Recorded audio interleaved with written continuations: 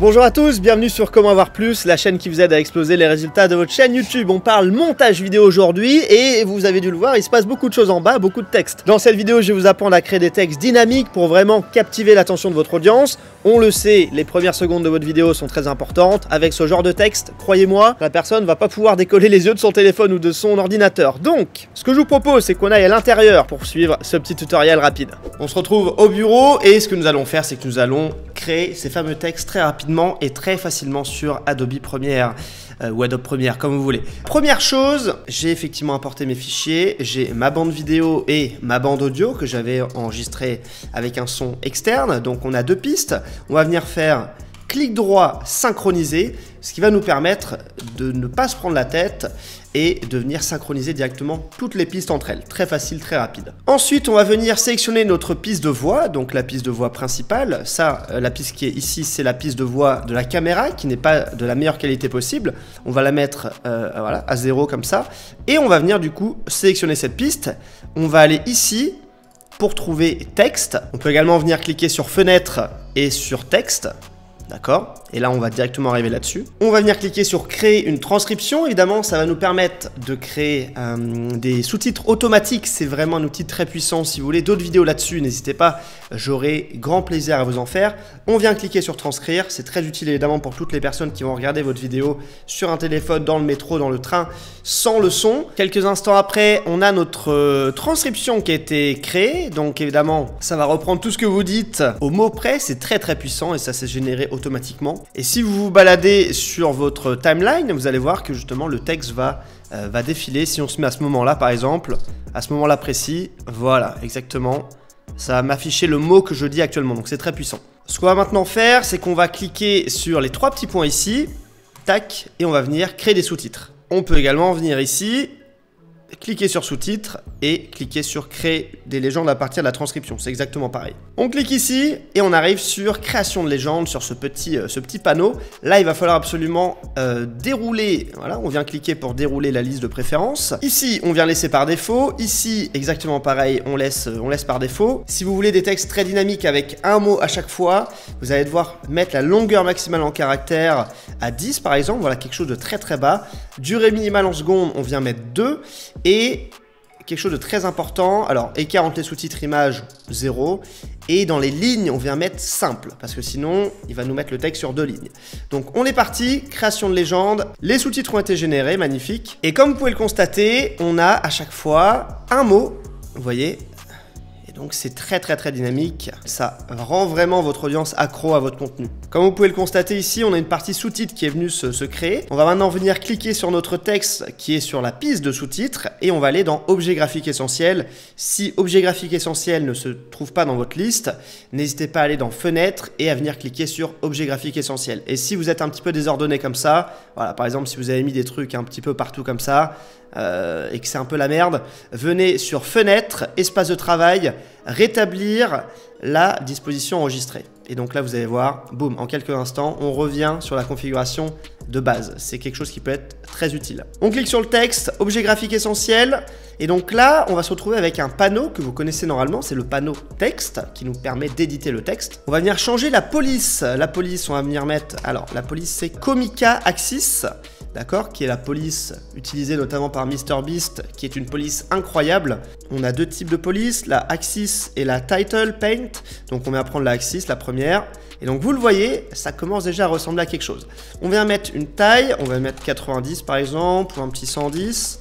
Alors pas trop, on peut se permettre de mettre assez élevé parce qu'on aura un seul mot par phrase finalement. Quand on commence à avoir des longues phrases, eh bien forcément si on met une taille trop grosse, ça va pas être joli.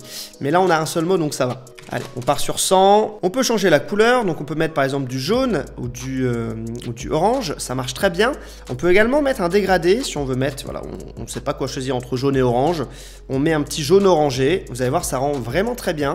Le contour, on peut venir mettre un contour noir qui permet de voir encore plus le texte. On peut évidemment venir changer la taille de ce contour, on peut mettre quelque chose comme 5. On peut évidemment mettre une ombre, donc l'ombre j'aime bien quand c'est assez discret.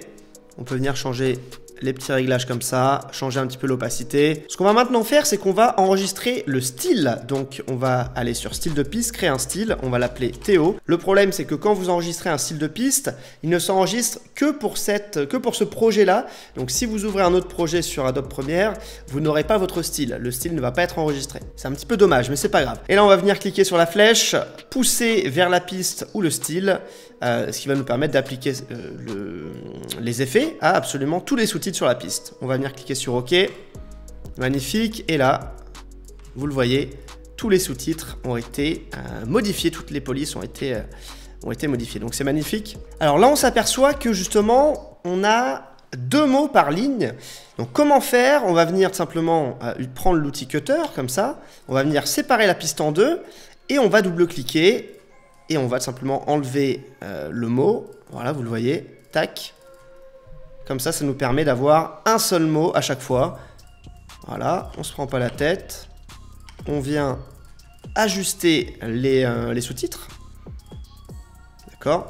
Ce qui nous permet d'avoir un seul mot à chaque fois. Donc c'est à vous de voir, soit vous voulez vraiment un seul mot à chaque fois, et donc dans ce cas-là, vous allez venir couper la piste en 2, enlever le mot manuellement, ou soit ça vous dérange pas qu'il y ait parfois 2 mots, c'est pas dérangeant et ça permet quand même de bien dynamiser. Petite précision, on ne peut pas être certain d'avoir un seul mot à chaque fois, puisque même si on met les données au minimum, eh bien on aura quand même parfois plusieurs mots.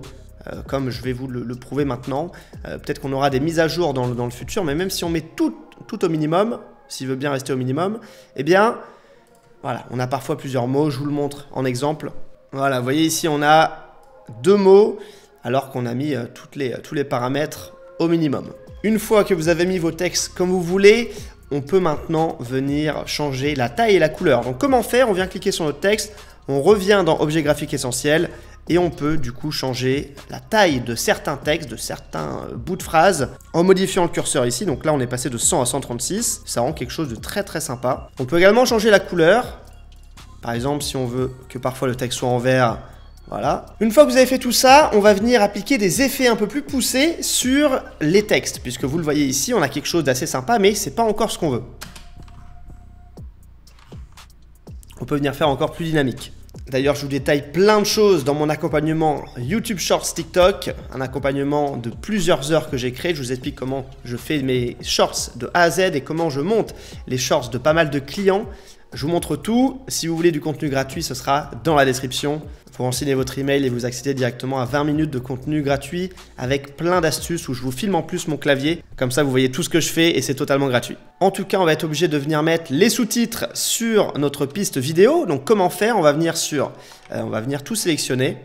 CTRL A. On va sur graphique et titre et on va sur mettre à niveau la légende vers le graphique. En un instant, ça va venir mettre tous les textes qui étaient sur la piste de sous-titres directement sur la timeline vidéo. Donc vous le voyez ici, ce sont maintenant des éléments vidéo. Il n'y a plus rien sur la piste sous-titres. On va pouvoir maintenant appliquer des effets à ces textes. Pour commencer, on va venir appliquer un effet transformation. On va du coup dans la liste des effets et on tape transformation qui est dans le dossier déformation. On va du coup glisser, déposer. Et comme vous pouvez le constater, on a ce panneau transformation qui est venu s'afficher. On est dans l'onglet options d'effet. Si jamais vous n'avez pas l'onglet options d'effet qui est visible, vous pouvez cliquer sur les 2 petites flèches ici et on va sur options d'effet et on va du coup retrouver toutes les options d'effet logiques comme le mouvement vectoriel, l'effet transformation, le texte, etc. Ici, on va venir faire quelque chose de très très important. On va venir cliquer sur point d'ancrage et on va venir modifier le point d'ancrage. Donc concrètement, on a un petit cercle, on va venir cliquer dessus et on va venir le descendre, de sorte à ce que le texte match sur le cercle du haut. Vous le voyez ici, on vient le mettre en plein milieu, c'est parfait. On clique maintenant sur position, ici, et ça nous affiche les 2 cercles, le cercle du haut et le cercle du bas. Nous allons descendre le texte. Donc comment faire? On peut venir se mettre ici et venir faire défiler, ce qui nous permet de baisser le texte et on va faire en sorte que les 2 points se rejoignent. Ici, vous le voyez, c'est juste parfait. Cette étape est vraiment très importante, ne la négligez surtout pas. Ensuite, on va venir ajouter un zoom. Donc pour cela, on vient se mettre au tout début, on clique sur échelle, on clique sur activer, désactiver l'animation, on a un petit chronomètre ici. On clique, on vient renseigner 0 ici, on vient se mettre 4 carreaux plus loin, 1, 2, 3, 4, et on va se mettre à 100. Donc on peut soit taper manuellement le nombre 100, ou on peut également cliquer sur réinitialiser le paramètre, ce qui nous permet d'appliquer automatiquement la valeur 100. C'est un gain de temps assez conséquent. Et on peut également faire un clic droit et mettre progressif. Et donc vous le voyez, on a un zoom qui est venu s'afficher sur notre texte. On a notre effet de zoom, mais on va venir ajouter plusieurs choses en plus. Dans le panneau transformation, on va venir bouger l'angle d'obturateur qui est juste ici. On vient mettre 180 et vous allez voir, ça commence à ressembler à quelque chose. Vous voyez, on a justement un petit effet comme ça. Perso, j'adore. On va venir ajouter un autre effet qui est le flou directionnel. Donc on va venir sur nos effets ici. On vient glisser-déposer le flou directionnel sur notre texte. Et vous le voyez, l'effet s'est ajouté ici. En angle, on vient mettre 90, ça correspond à quelque chose d'horizontal. On peut également le mettre en mode en diagonale ou en vertical, mais c'est pas ce qu'on veut. Et au niveau de la distance, on vient se mettre au début ici, d'accord? Donc on vient se mettre au tout début, et pour le flou directionnel, on vient se mettre au début à 500. Et on vient se mettre 3 carreaux plus loin. Tac, tac, tac, et on vient se mettre à 0. Et du coup, on a un bel effet qui s'appelle le flou directionnel, qui est très sympa. Le problème, c'est que c'est un petit peu trop visible. Vous voyez, on a des espèces de grosses, une grosse ligne. C'est pas très joli, honnêtement. Donc, pour rendre cet effet moins visible, puisqu'on voit que c'est quand même un effet qui marque, et c'est pas très joli, on va venir cliquer sur le texte, on va sur notre outil transformation, et on va aller chercher l'opacité. L'opacité, on va se mettre sur 0 au début, d'accord? On vient créer une image clé, et on va 3 images plus loin, 1, 2, 3, et on vient se mettre à 100. Et donc là, comme vous pouvez le constater, on a quelque chose qui va être beaucoup plus joli, puisque on va avoir quelque chose qui va commencer à 0 et qui va progressivement arriver à 100. Comme ça masque un peu le début qui n'était pas très joli. Donc une fois qu'on a tout ça, c'est très très simple. On va venir l'appliquer à tous les textes. Pour cela, on va venir faire CTRL-C après évidemment avoir sélectionné le texte. On vient sélectionner tous les autres textes, CTRL-ALT-V pour coller les attributs. On a effectivement les effets de transformation, flou directionnel, trajectoire, opacité qui vont se coller. Donc on clique sur OK. Et là, vous pouvez voir qu'effectivement, ça marche. Et les effets ont été ajoutés.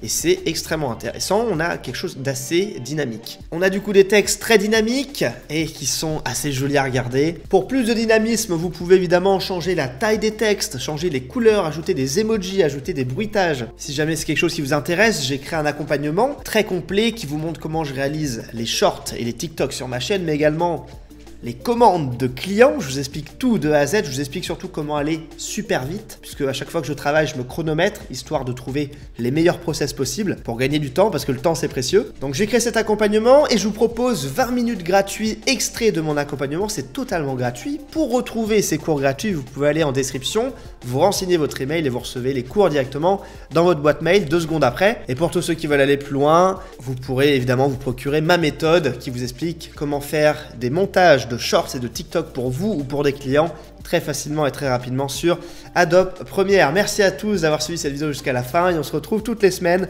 sur la chaîne Comment avoir plus. Ciao.